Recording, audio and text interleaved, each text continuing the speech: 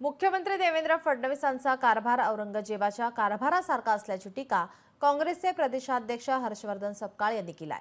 फडणवीसांचा कारभार धर्माच्या आधारावर असल्याचं सपकाळांचं वक्तव्य लोकशाही मराठीला दिलेल्या विशेष मुलाखतीत सपकाळ यांनी हे विधान केलंय।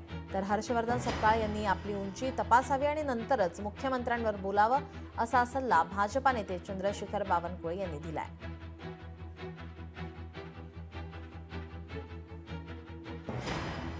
राज्याचे मुख्यमंत्री देवेंद्रजी फडणवीस आहेत, त्यांच्यावरती टीका करत असताना आपण थेट त्यांची तुलना ही औरंगजेबाशी केलेली होती। औरंगजेब आणि देवेंद्रजी फडणवीस यांच्यात काय साधर्म्य आपल्याला वाटलं की आपल्याला ही टीका करावीशी वाटली? त्यांच्या गव्हर्नन्सची मी तुलना केली, त्यांच्या कारभाराची तुलना केली आणि त्यांच्या दोघांच्या कारभारामध्ये मला मोठ्या प्रमाणावर साम्य आढळून आलं। सर्वात मोठं म्हणजे काहीही करायचं तर धर्माचा उपयोग।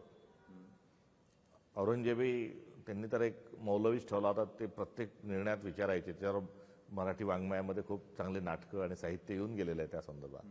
तर ते विचारायचे आणि मग करायचे। तसं हे कोणचंही करत असताना हे धर्माचा आधार घेतात।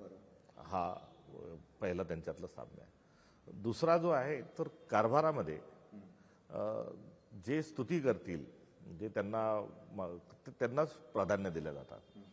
आणि औरंगजेबाचं असं होतं की त्यांनी कुठे गेले आणि त्यांनी घरापुढे उभे राहिले, या कोणत्या संस्थेपुढे स्थळापुढे उभे राहिले, आतून नमस्कार केल्यावर सलाम केल्यावर जर उत्तर नाही आलं तर ते पाडून बुलडोजर चालवायचे। तर फडणवीस साहेबांचाही कारभार जो आहे गव्हर्नन्स, ते त्यांना कोणी आवडलं नाही तर ते लगेच त्यांच्या घरी ईडी, सीबीआय, काहीतरी रेड बीड हे पाठवतात। लोकशाही मराठी ऐका, पहा, जागरूक रहा।